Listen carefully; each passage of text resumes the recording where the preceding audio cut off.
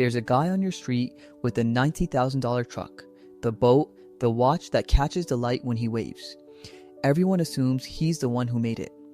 But pull his accounts and he's one slow month from losing all of it. The quiet neighbor in the dented 12-year-old sedan has more in the bank than the whole street combined. This is about why looking poor on purpose might be the smartest money move you make, and why the harder the internet pushes you to look rich, the more it quietly costs you.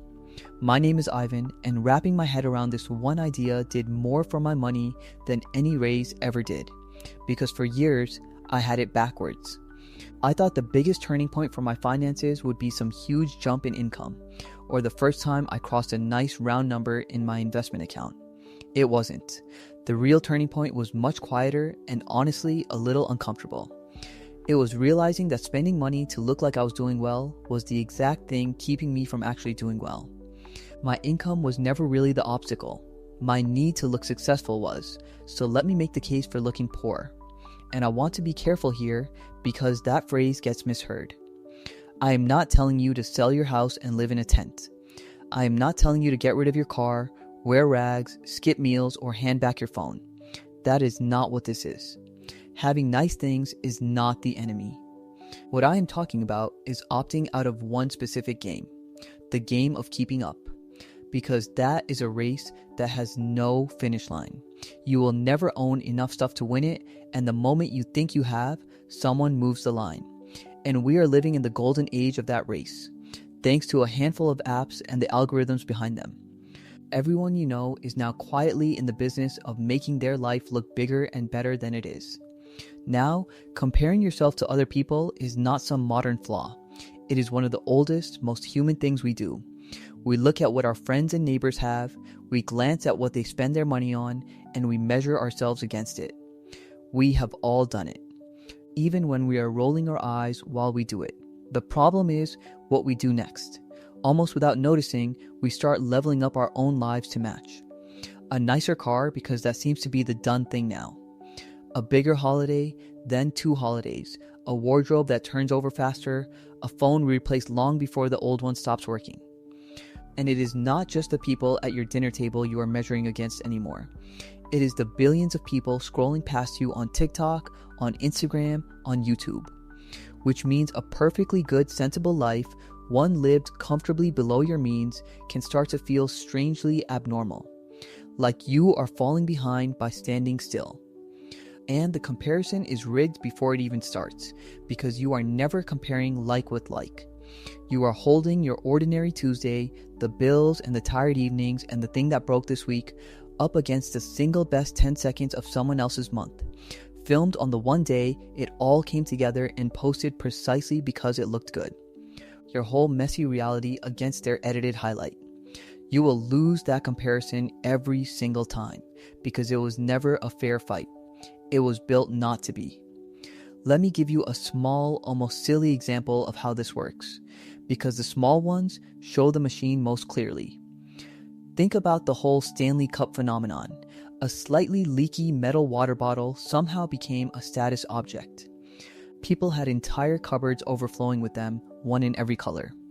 And yes, at the far end you had those videos of people dressing their water bottle up like it was going out for the evening, adding little outfits and accessories to it.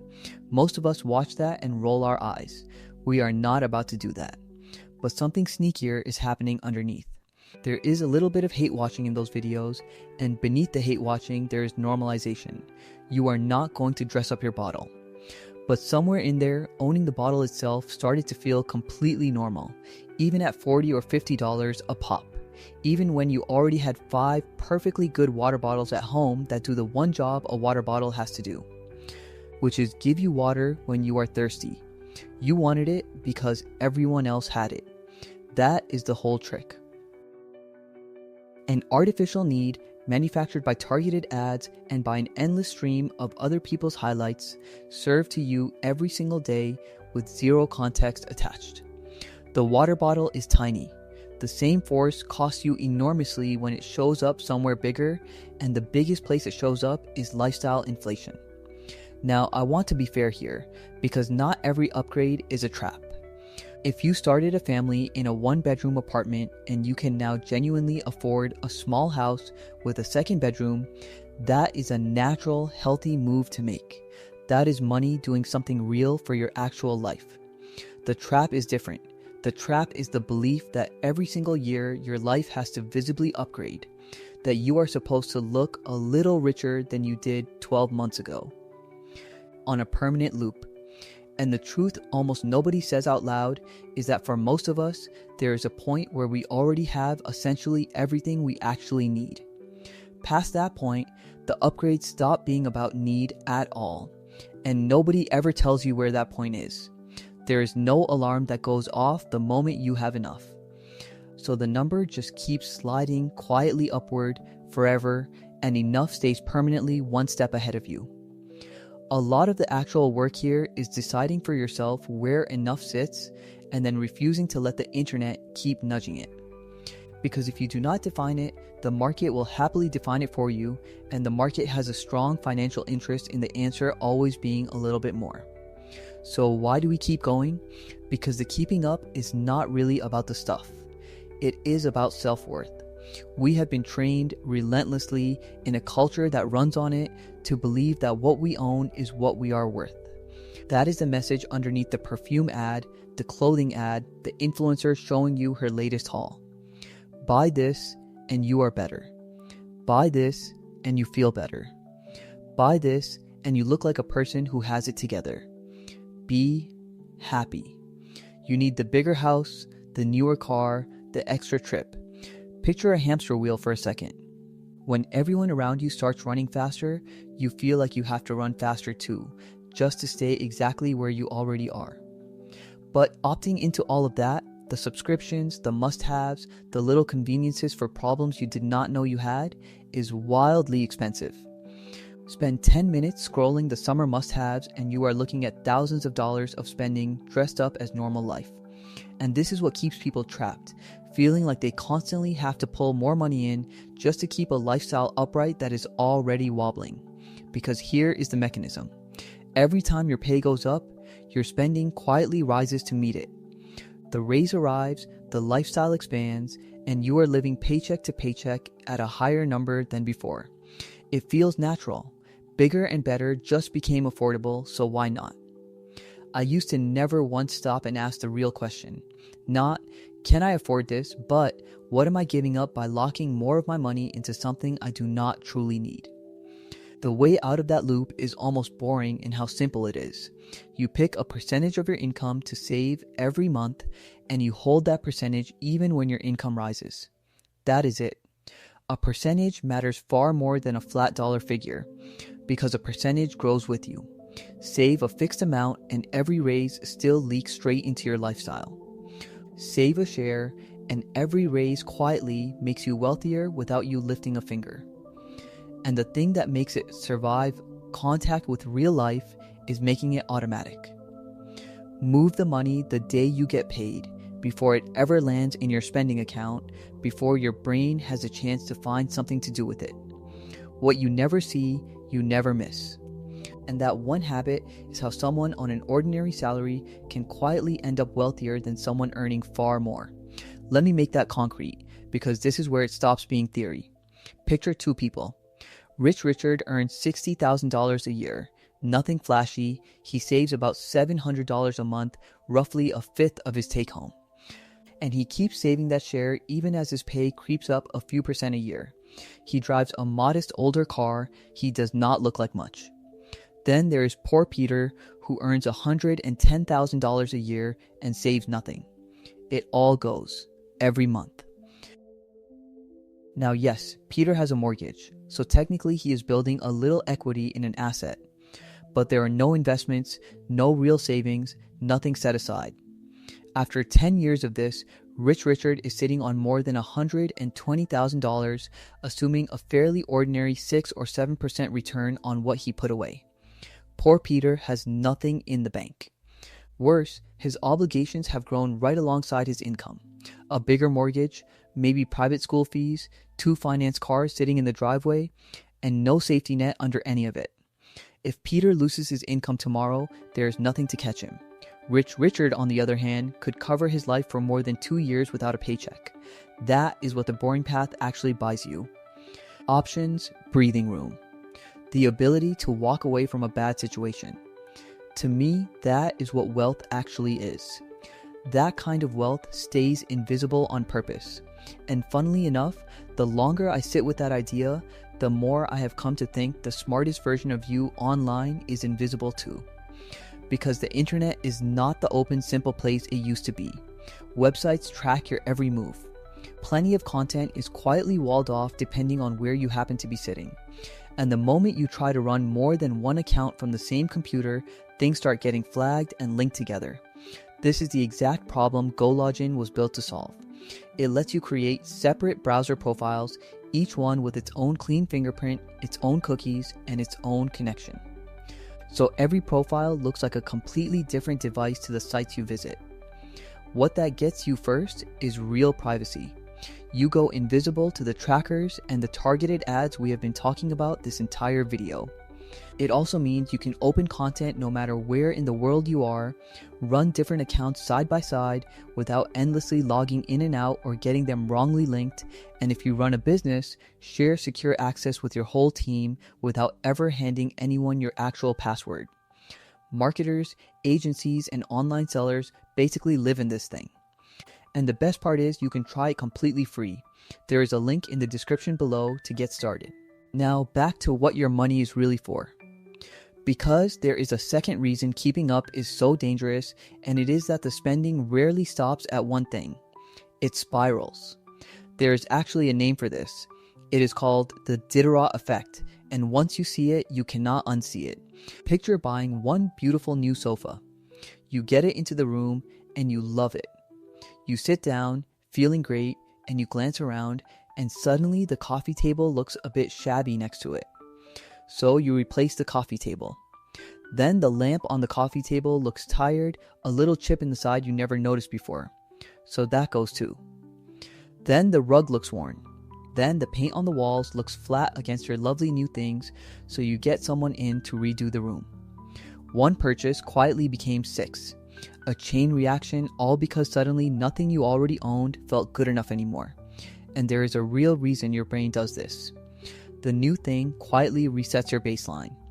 It becomes the new normal in the room, and everything around it gets judged against that higher standard instead of the old one. So the upgrade never actually ends the wanting. It just moves it to the next object over. That is why chasing the feeling of a finished, fully upgraded life by buying things never finishes. Each purchase drags the finish line forward by exactly the distance you just covered. The exact same thing happens with a car, except the numbers are much larger. On paper, the payment fits your budget. It looks fine. But a more expensive car costs you far past the monthly payment. It is more expensive to insure, more expensive to service, more expensive to repair, more expensive at the pump. The sticker was never the real cost. Everything that comes after it is where it quietly bleeds you, and this is where the invisible choice gets interesting. Take someone with a car payment north of $800 a month. They look successful. They are driving something nice. Now take Rich Richard again, quietly routing that same $800 a month into investments instead, while driving a dull, paid-off 10-year-old car. He does not look successful at all.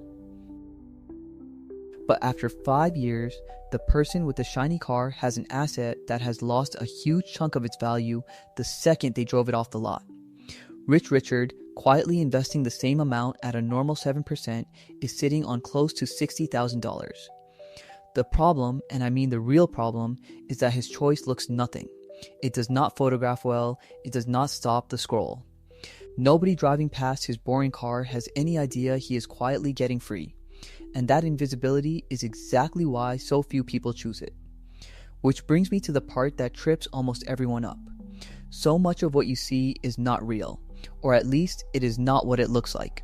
When you scroll past someone showing off a new stack of jewelry or a fresh clothing haul, you are almost never seeing the context. For influencers, spending money on stuff is not a hobby, it is the actual business.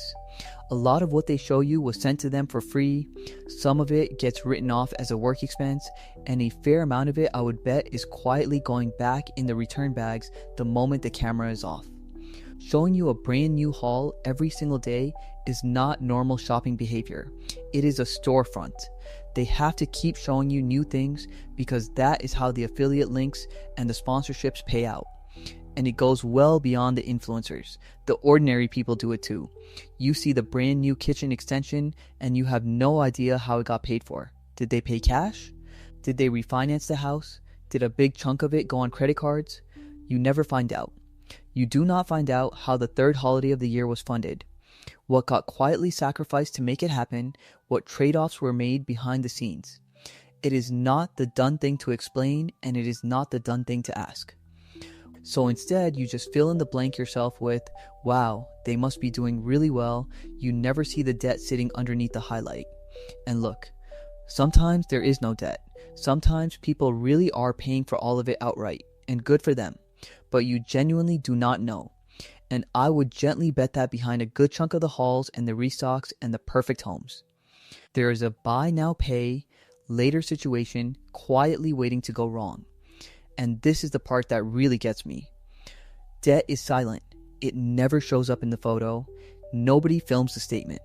So the one piece of information that would completely change how you read someone's whole lifestyle, whether they own it or owe on it, is the exact piece you are structurally never allowed to see. You get handed the trophy and never the receipt, which means a good number of the lives you are quietly measuring yourself against might be underneath the surface in rougher shape than your own. Because that is the other thing that has changed. It has never in history been easier to spend money you do not have. You can now split almost anything into 4 little payments. I am not exaggerating when I say you can take a $6 bath bomb and break it into 4 payments spread over the coming weeks. If your finances require you to finance a bath bomb, something upstream has gone quietly wrong. There is also something worth understanding about your own brain here, because it is not entirely on your side. Envy is a genuinely powerful feeling, and your mind is very good at convincing you that you actually, truly want the thing you just saw someone else enjoying. It looks so much more exciting than all the perfectly good stuff at home that you have simply gotten used to. But here is the cruel little twist. If you go and buy it, your brain adjusts to that too, faster than you would think. And then it starts hunting for the next hit. Psychologists call this hedonic adaptation. No matter what happens to you, good or bad, your happiness drifts back to roughly the same baseline, which means no amount of shopping ever holds the high. You have to keep buying to keep chasing it. And leaning on spending for those little boosts is one of the fastest routes I know to financial stress, and sometimes to real debt.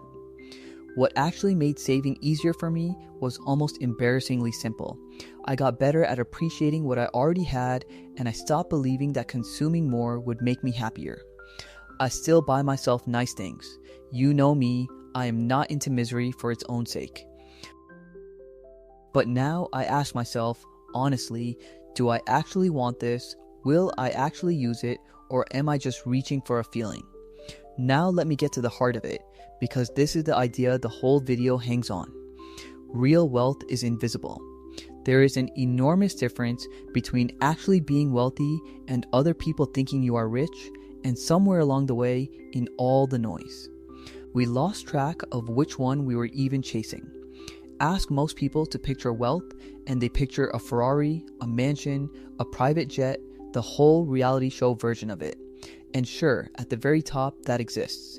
But for regular people living regular lives, there is a canyon between being wealthy and simply trying to look rich. The person financing the beautiful new car looks rich because they are sitting in a beautiful new car.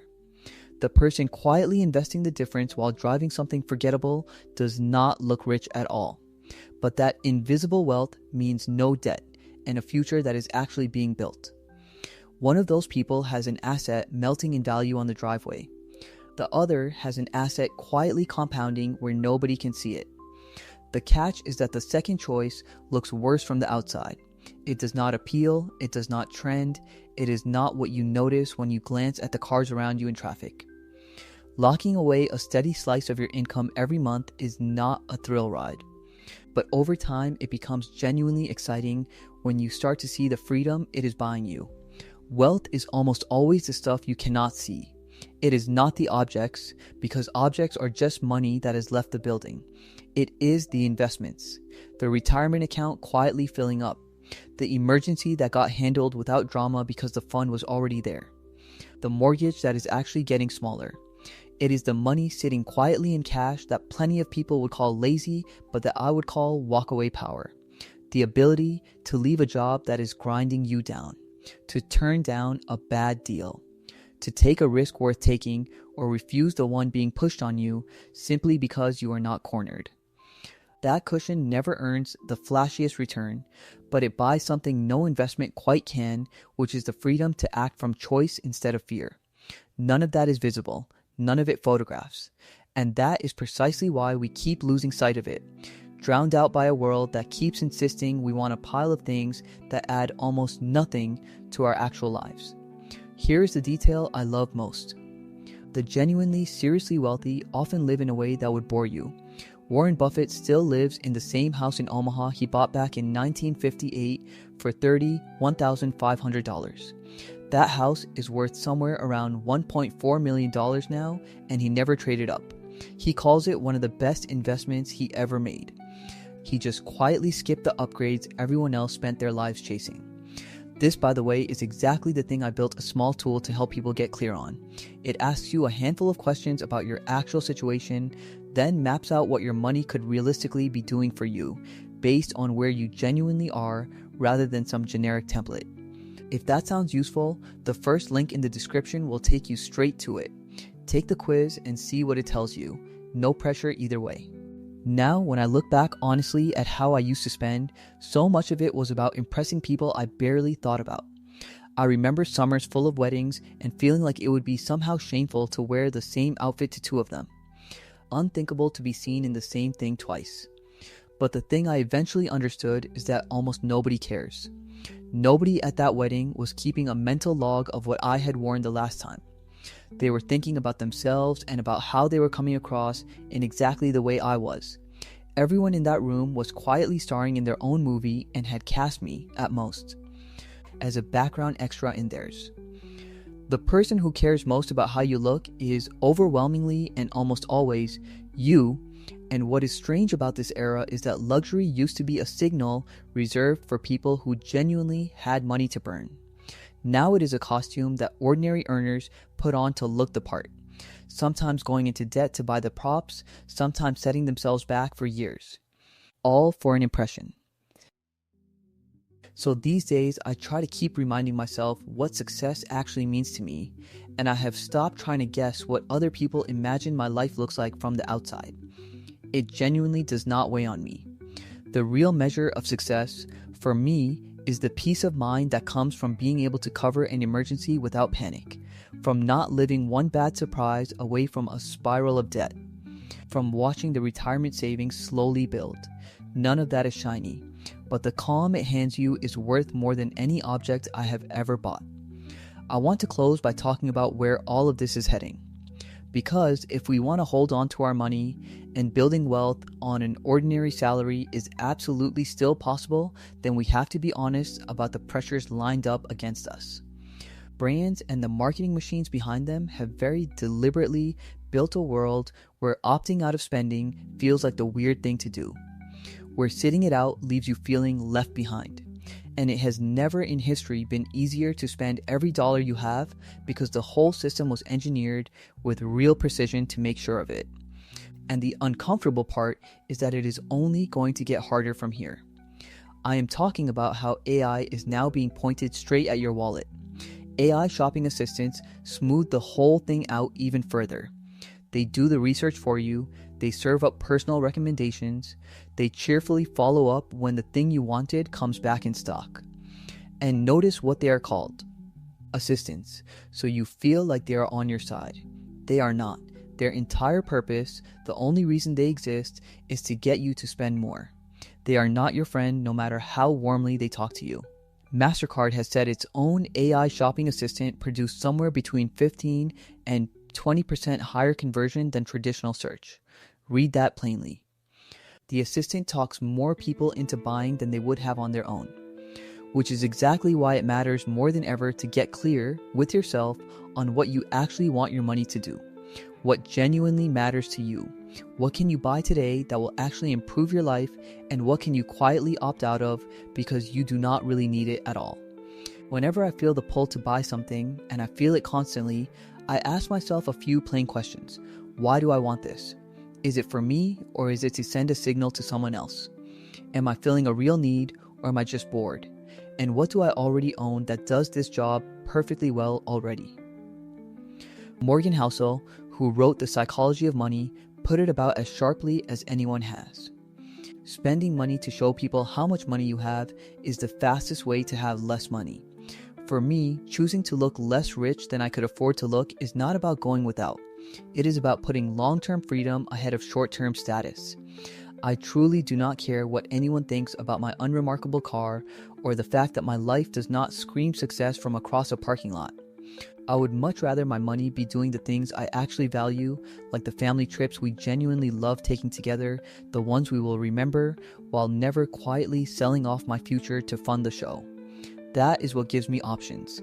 That is what gives me freedom. And that to me will always be worth more than a life that only looks impressive from the outside. So this week, do not try to look richer. Try to become quietly, invisibly, boringly wealthy instead. Start with 1%. Save it and hold it even when the raise comes. Then watch what happens over the next year once you stop sprinting on that wheel to impress people who were never really watching and just quietly step off. That is where the freedom has been hiding the whole time.